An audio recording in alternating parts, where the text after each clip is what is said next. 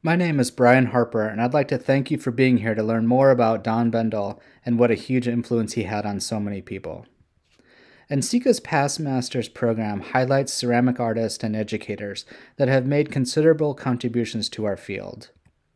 Dr. Don Bendel, or just Bendel, as his students, friends, and colleagues knew him, is the embodiment of this honor. I'm honored to speak on behalf of Bendel's contributions to the field, although I do so knowing that we could devote this whole conference to his influence and it still wouldn't be enough. The most endearing and special quality of Bendel's is that he went about changing the world without dwelling on the point. His concern was not for the monumental existential shift, but for helping his students find success in the moment, even through moments of failure, and especially through moments of failure. I studied with Bendel as an undergraduate from 1997 until his retirement in 2000 at Northern Arizona University in Flagstaff, Arizona. When I made the decision to attend school there, I could not have known then that it would be the most formative time of my life. Bendel dedicated his life to teaching, and in those 30-plus years, he changed hundreds of lives, and mine was one of those. Don Bendel passed away on March 24, 2019 at the age of 83. He was born in La Crosse, Wisconsin in 1935, served in the Navy, and graduated with degrees from Winona State College, the University of Wisconsin, and Arizona State University. In 1956, Don married Anne, his high school sweetheart. They were married for 59 years until her passing in 2015. Anne was an educator as well, teaching elementary school for over 20 years in the Flagstaff School District. They had 3 children, Mara, John, and Sarah. Bendel began teaching at Northern Arizona University in Flagstaff, Arizona in 1970 and hosted the 1973 NCECA conference there with then NCECA President Don Reitz. In the early 1980s, he formed a friendship with master Japanese potter Dr. Yukio Yamamoto. In 1984, he brought Yamamoto to NAU, and they worked together with dozens of students and community volunteers to build 2 large Tozan wood-firing kilns on campus, one of only 3 Tozan kill sites in the world. A Japanese tea house and garden to complement the kilns were completed in 2002. Bendel worked with Paula Rice and Ellen Tibbetts for so many years, and together they built one of the premier undergraduate ceramics programs in the country. Bendel retired from NAU as a Regents Professor Emeritus in 2000, but continued teaching ceramics at Coconino Community College until 2007. What Bendel, Paula, and Ellen built is in good hands now as Jason Hess and Steve Schaefer continue to build on the foundation they built. If you are ever in Flagstaff, don't miss the opportunity to visit the studio. It is truly one of the best wood-firing facilities in the world.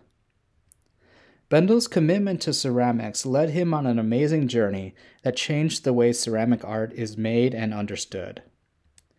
He was one of the first to venture into wood-firing in an academic setting, and he built kilns whose chimneys emitted smoke into the windows of the campus administrative buildings. This was not a miscalculation, but a deliberate effort to relocate the ceramic studio to a site better suited to atmospheric firings. He succeeded and more. Ceramics was relocated to an isolated 5-acre site at the edge of campus and became one of the best and most equipped spaces for atmospheric firings in the United States. He later raised more than $300,000 in endowment to help sustain the Tozan kilns and the NAU ceramics program into the future.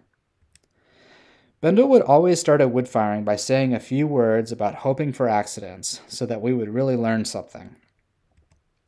One night when his students, including myself, were firing the large Tozan Noborigama, that wish came true. A huge stack of shelves collapsed in the 3rd chamber.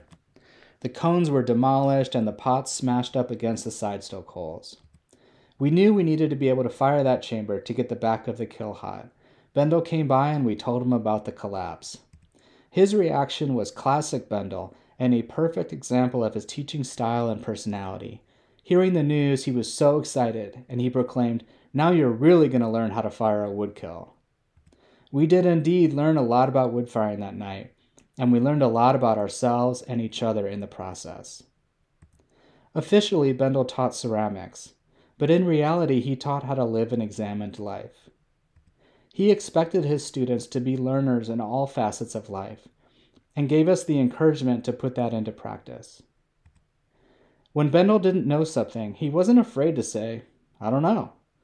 But then he always followed that up with, "Let's try it."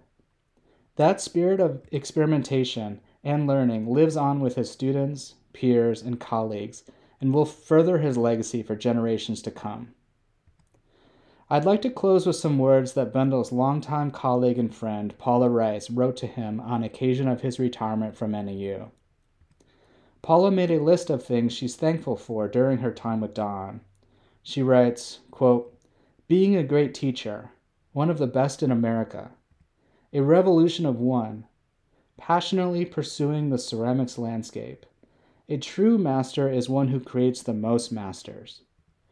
And there they are all over the world, and you have sent them forth in their little boats, finding their own wind, having been allowed to be themselves fully, to fully fail, to sail far from land. Long after you leave this earth, there will be oceans crossed and harbors reached because of you, Don." End quote. So on behalf of all of Bendel's students and those he influenced over the years, I want to say thank you, Don. Thank you for giving us the opportunity to learn from you. Working with you was pretty good all right. Thank you for everything.